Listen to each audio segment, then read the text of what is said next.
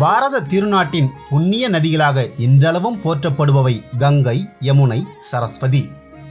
கோடானு கோடி பக்தர்கள் தங்கள் பாவங்களை போக்கிக் கொள்ள இந்த நதிகளில் நீராடியதால் அவர்கள் பாவங்களை பெற்று இந்த நதிகள் கருமை நிறம் அடைந்ததாகவும், அதனை போக்க சிவபெருமானிடம் பிரார்த்தித்த போது மயிலாடுதுறையில் உள்ள துலாக்கட்ட காவிரியில் புனித நீராடி பாவங்களை போக்கிக் கொள்ள அந்த சிவனே அருளி செய்ததாக ஐதீகம். ஐப்பசி மாதம் 30ஆம் நாள் நடைபெறும் கடைமுக தீர்த்தவாரி உற்சவம் உலக பிரசித்தி பெற்றதாகும். ஆலயத்திற்கு வருகை தந்த தர்மபுரம் ஆதீனத்தை தங்க முலாம் பூசப்பட்ட நெட்டிப்பட்டம், மணிகள் மற்றும் கழுத்தணிகள் என வண்ணமயமாக அலங்கரிக்கப்பட்ட கோயில் யானை தலையசைத்து வரவேற்றது. பின்பு ஆதீனம் அவர்கள் அளித்த காய்கனிகளை வாங்கி உண்டு மகிழ்ந்தது. இந்த உற்சவத்திற்கு தெற்கு கரையில் பிரத்யேக தீர்த்தவாரி மண்டபம் உள்ள நிலையில் வடக்கு கரையில் திறந்த வெளியில் உற்சவ மூர்த்திகள் நிறுத்தப்பட்டு விழா நடந்து வந்தது. இந்நிலையில் வடக்கு கரையில் புதிதாக வணிக வளாகத்துடன் கூடிய தீர்த்தவாரி மண்டபம் கட்டி முடிக்கப்பட்டது. இதனை தர்மபுரம் ஆதீனம் 27வது குருமகா சன்னிதானம் ஸ்ரீலஸ்ரீ மாசிலாமணி தேசிய ஞான சம்பந்த பரமாச்சாரியா சுவாமிகள் ரிப்பன் வெட்டி திறந்து வைத்தார்.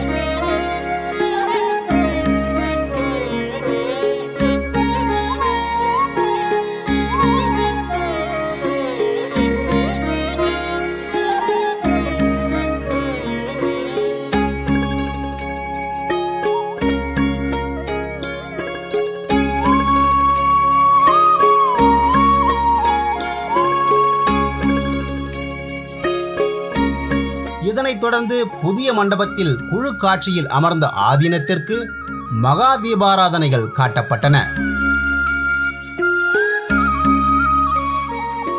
இந்த நிகழ்வில் நகராட்சி தலைவர் திரு செல்வராஜ் உள்ளிட்ட முக்கிய பிரமுகர்களும் ஏராளமான பக்தர்களும் கலந்து கொண்டு ஆசி பெற்றார்கள்.